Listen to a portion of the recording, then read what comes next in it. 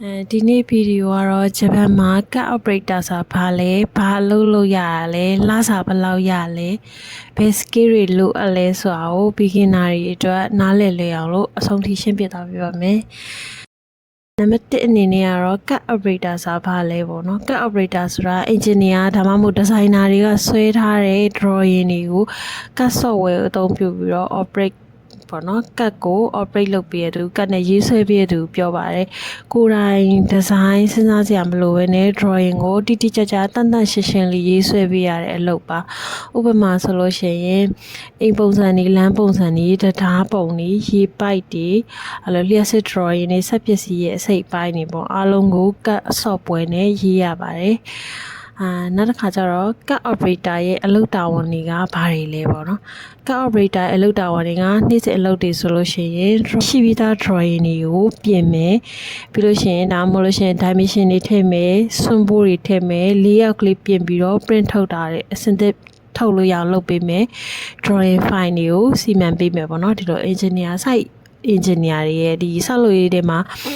လုပ်နေတဲ့ site engineer တွေရဲ့ညွှန်ကြားချက်အတိုင်းကိုပြန်ပြီးတော့ဆွဲပေးရတာမျိုးပြောတာပါနောက်တစ်ခါကျတော့ blue drawing တွေဆွဲရလဲဆိုလို့ရှိရင် cut operator တွေမှာဒီလိုခန်းချီကူပေါ့နော်အာကီသမားတွေဆိုလို့ရှိရင်တော့ floor plan တွေဒီလို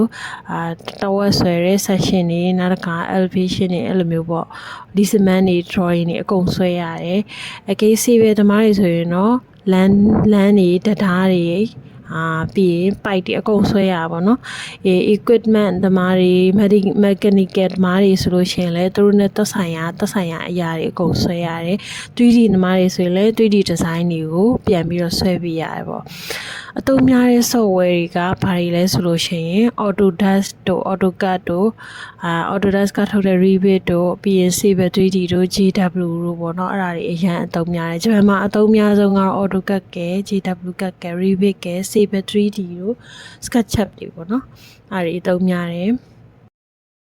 Excel တို့ Word တို့ PDF တို့ကိုလည်းအသုံးပြုပါတယ်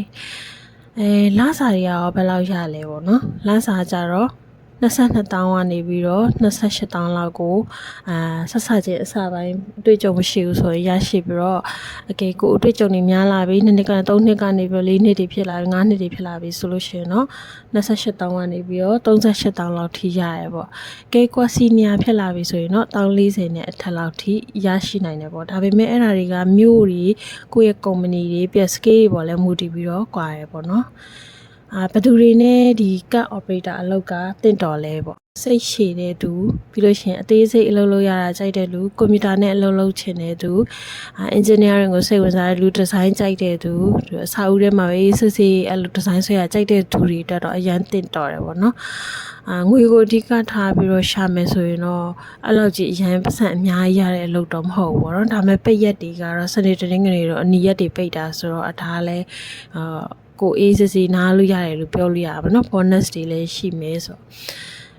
ဒီဗီဒီယိုကနေပြီးတော့ဂျပန်မှာ cut operator ဆိုတာဘာလဲနားလည်သွားမယ်လို့မျှော်လင့်ပါတယ်နောက်ဗီဒီယိုတွေကြလို့ရှိရင် cut operator ဖြစ်ဖို့အတွက်ဘယ်လိုတွေလေ့လာရမလဲ AutoCAD ကိုဘယ်ကစတင်ရမလဲဆိုတာတွေကိုဆက်ပြီးတော့မျှဝေပြပါမယ်ရှင်ကျေးဇူးတင်ပါတယ်